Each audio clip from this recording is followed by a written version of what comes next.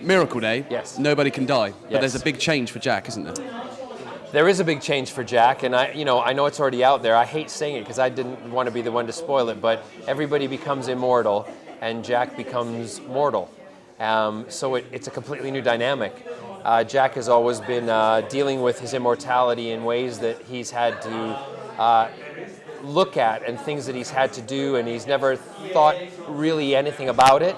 And he's thrown himself in front of a bullet, blown himself up. Now he cannot do that.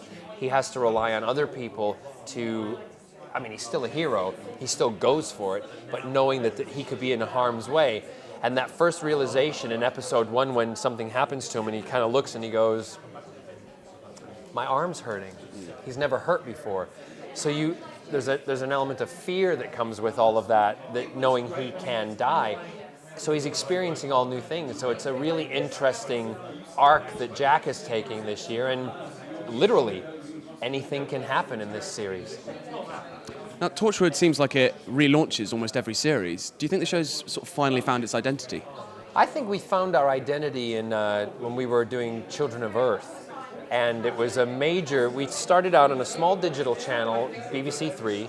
We moved to BBC 2 because we were successful. Again, we were moved because we were successful to BBC 1. And on BBC 1, we had to do something different again to bring in a new audience. Well, Julie and Russell went off to the States thinking that was, how they were going to leave it. And then all of a sudden the ratings came in and it was a massive, even bigger success.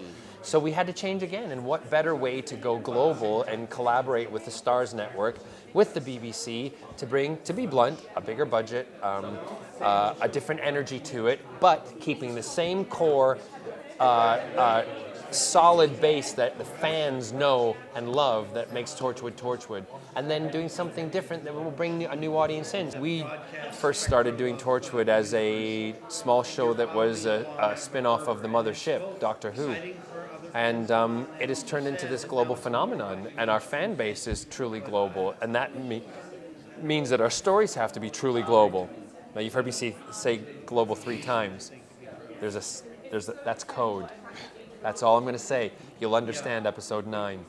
For those new audience, new people who are coming in who have never seen the show before, they'll just think Jack's gay because he has a lot of sex with men in this series. We all know that he has sex with both men and women, but our core audience will know that, but new audiences will just think he's a big gay, which is fabulous. A big gay hero. We love that. He has a relationship, but you see that relationship in an element of time travel. So that's all I'm going to say with that.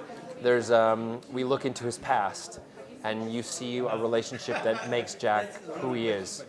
Yanto is mentioned quite a few times. There's a really wonderful scene that he reflects with Gwen about Yanto. So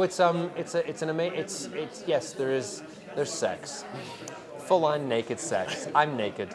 Put it this way, my partner Scott, I got up one morning and he said, what are you doing today, hon? I said, well, I'm going to drive our Land Rover down a beach, turn around, shoot a machine gun at a helicopter. And then quite a few days later, he said, what are you doing today, hon? I said, I'm going off to have sex with a 24-year-old.